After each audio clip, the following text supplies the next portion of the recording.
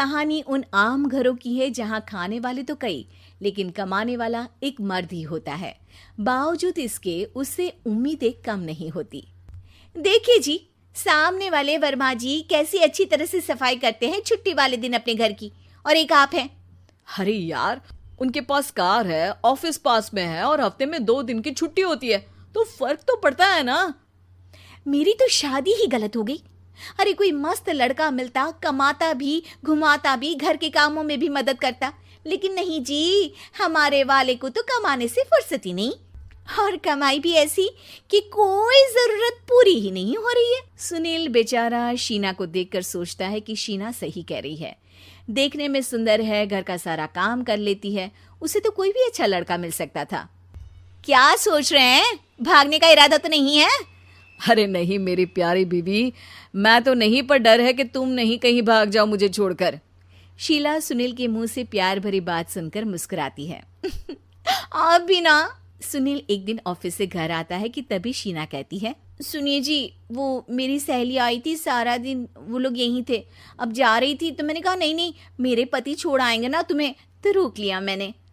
सुनील थोड़ी देर कुछ सोचता है, फिर कहता है, ठीक है, मैं कपड़े चेंज करके आता हूँ। अरे तेरे पति को तो लग रहा है कि अच्छा नहीं लगा। अरे नहीं नहीं, ऐसी कोई बात नहीं है, रुको मैं अभी उन्हें घर के कपड़े देकर आती हूँ। शीना अंदर जाती है जहां सुनील पलंग पर लेटा होता है।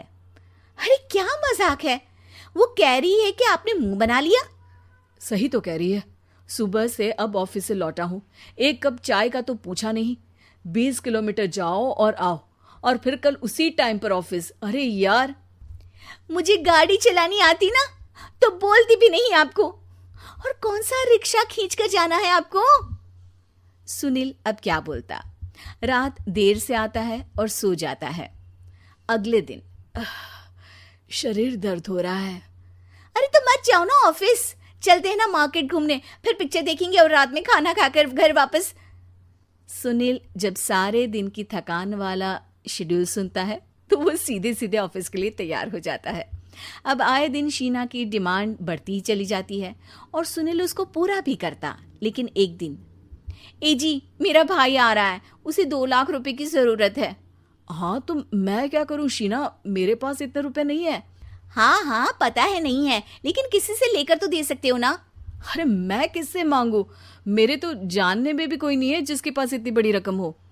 तभी वहां शीना का भाई शीनू आ जाता है। जीजा जी कैसे हैं आप? अब मैं ठीक हूँ शीनू, अचानक इतनी बड़ी रकम की जरूरत कैसे पड़ गई? अरे जीजा जी, वो बिजनेस शुरू किया ना, तो उसके लिए पैसे की जरूरत है, काफी हो चुका है, थोड़ा पैसा बचता है तो मैंने सोचा आपसे ले लूं। अब देखो, मेरे ऑफिस में कुछ लोग हैं जिनकी सेविंग अच्छी है, मैं उन लोगों से बात करके देखता हूँ। सुनील ऑफिस से किसी से पैसे लेकर शीना को दे देता है। शीना वो पैसा भाई को दे देती है 2 महीने बाद। अरे यार शीना, वो ऑफिस वाला आदमी अपने पैसे मांग रहा है, कैसे दूं? अपने भाई से बोलो ना पैसे दे दे। अरे हाँ हाँ दे देगा, कहाँ भागा जा रहा है, आप उनको बोल दो कि दे देंगे। थोड़े दिन बाद, शीना, वो आदमी मुझसे आज भी पैसे मांग रहा था यार, मैं तंग आ गया हूँ, ऑफिस जाते ही सामने उसका चेहरा दिखता है, क्या बोलूं, बार बार पैसे मांगता है। अच्छा मैं शीनू को फ़ोन लगाती हूँ, बात करके देखती हूँ। शीना भाई को फ़ोन करती है लेकिन वो फ़ोन उठाता ही नहीं। लगता है भाई कहीं ऐसी जगह है जहाँ नेटवर्क की समस्या होगी। सुनील अगले दिन दोपहर को ही घर आ जाता है। उसका चेहरा उतरा और परेशान सा होता है। वो रोने लगता है। अरे क्या हुआ जी, आप इतना परेशान क्यों हैं? सब ठीक तो है ना? अरे नहीं शीना, कुछ ठीक नहीं है, मैं ठीक नहीं हूँ। तुम्हारे भाई के लिए मैंने जो पैसे लिए थे, उस आदमी ने आज भरे ऑफिस में सबके सामने मेरी बेइज्जती कर दी। सबके सामने आज मैं कर्जदार बनकर खड़ा था। मैंने हर वो प्रयास किया घर चलाने के लिए जो मैं कर सकता था, लेकिन अब नहीं होगा।